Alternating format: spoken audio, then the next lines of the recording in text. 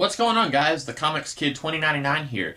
Recently, last week, I had a $5 gift card for Books A Million, as well as a $5 off of your purchase of $25 or more coupon. And usually, if it was just the $5 off your purchase of $25 or more, I would have said, that's okay. That's not really going to save me that much money. I could just go on Amazon, and I could probably save more money buying the same books that I would have to buy in order to get a purchase of $25 or more. But I also had this $5 gift card, and I figured with both of those plus the membership discount that I have access to, I figured, you know what, I'm probably going to save a little bit of money. So I went ahead and went, and I was looking around the store looking for stuff to buy, and I was having trouble finding stuff. I was looking through the Marvel and DC sections, and they even had a section, they had a sale on both Marvel and DC books, buy two, get one free. And I was just looking around, and I was like, even though they've got this sale going on, I'm just not feeling any of this right now. I really didn't want to buy any of that stuff just to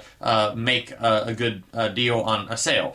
So I wound up looking in other sections that I normally wouldn't be reading in. And I found this book here, Ultraman, Volume 1. This is the beginning of a new age. I know next to nothing about Ultraman. In fact, even after reading this book, I still don't know a whole lot about him. Before reading this, all I really knew was that he's a Japanese superhero, maybe he's a robot, maybe he's an alien. And then by the end of this book, I don't really think we get much more information on him. I think he is an alien, but he might be an alien robot. I don't know. But that's basically all that I know about the character, both before and after reading this book. I'm not even 100% sure where the character of Ultraman first appeared, if it was a live-action show or if it was a cartoon. I think it was a live-action show, and I'm thinking that the show was called Kamen Rider, Kamen Rider, but that might have even been a separate thing from Ultraman. That's how very little I know about this character. But anyway, as far as I can tell, this is the first comic book adaptation of Ultraman. And I may even be wrong about that. But this is a fairly new comic book story featuring the character, and it's kind of like Batman Beyond, I guess, for Ultraman. It's set in the future of the established canon of Ultraman, and it picks up with a new character and kind of is using the lore of the Ultraman stories that you're probably familiar with if you're familiar with this character, but it's also setting out to create its own lore that's kind of a separate thing. And I figured, you know what, I like manga on occasion. I don't have a whole heck of a lot of manga, but I've liked some of what I've read, and I was looking for something to put me over the $25 mark, and so I figured this book is $12. That's a better deal than most any trade that you're going to buy at brand new retail price, and so I went ahead and got it. And this book was all right. It didn't really blow me away like I was hoping that it would. I had high hopes whenever I got this book, but unfortunately it didn't really meet very many of those hopes. And the big thing that I really came away from this book being disappointed by was that there is almost no story at all. This is 6 issues that are collected here, and over 2/3 of it is just a big huge fight scene with this alien. And we don't even know that much about the alien. We don't know that much about any of these characters, unfortunately.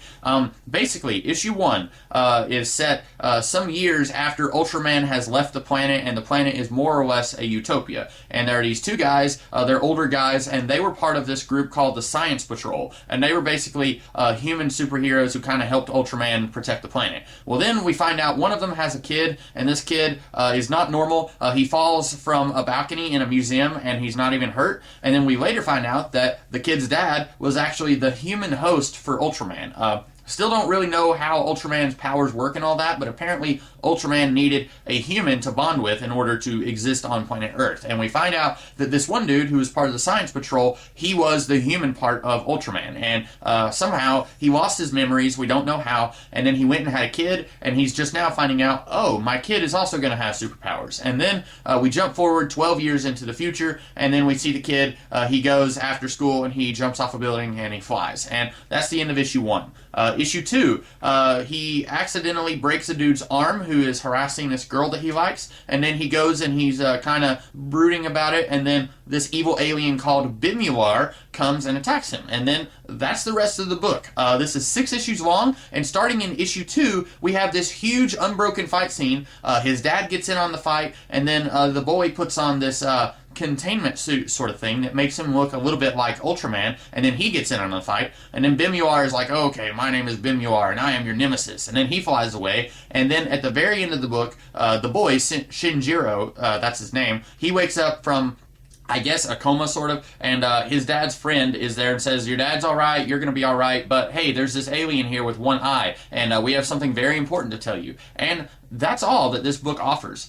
If you were a huge fan of the Ultraman TV show, I have a feeling that some of this might make more sense to you. You might know who Bimuar is, because in this world, Ultraman is treated like a celebrity, almost like a fictional character who also happened to exist. It would be like if I don't know, if there was a real-life hero who fought, like, in the Vietnam War. I can't think of anyone who fought in the Vietnam War, but someone in real life who fought in the Vietnam War, and then they also made comic books showing his fictional adventures, and you and I knew who this guy was from his comic books, but he also existed in real life. That's kind of like what is going on here. Ultraman was a real person in this world, but everyone knows who Ultraman is because of adventures that are chronicled about him. And this kid, Shinjiro, he recognizes the name Bimuar, but I don't know where he recognizes that name from, and I don't know anything about Bimuar other than his name. It's really weird that at the very beginning of the book, when Shinjiro is like 5 years old, his dad and his dad's friend, who are both part of the science patrol, they're talking to each other, and his dad's friend says, hey, here's an airplane that exploded in midair, and the people who own the airplane, they insist that it was not maintenance failure, but the government is saying that it was maintenance failure. Turns out, it's this evil alien that came and destroyed the plane in midair, and we're trying to cover that up. And that's Bimuar, and for some reason, Bimuar is just hiding out on Earth for 12 years, I guess waiting to attack Shinjiro on the night when he accidentally breaks this dude's arm. We don't know anything about Shinjiro, really, other than he has superpowers. We don't really know anything about Bimuar, other than he wants to fight Shinjiro and Ultraman for some reason. We don't really know anything about any of these characters. I was really looking forward to jumping in on a manga at the ground floor and learning stuff about this character, about this whole series, about this world, and unfortunately, this was just 6 issues of fight scene. That's basically all it was, and that's unfortunate because I wanted to like this book. I really did. I felt like this would have been a good opportunity for me to experience a different kind of manga, something that I'm not used to reading, because most of the manga that I read is more about the teeny bopper, ooh, I'm googly eyes over that person over there. The last 2 manga that I reviewed were very similar to that. Urara and Vampire Academy were both very similar to that. And I was thinking, you know what, Ultraman is going to be very different from that. And it is different, but it's also not good, unfortunately. Would I buy Volume 2?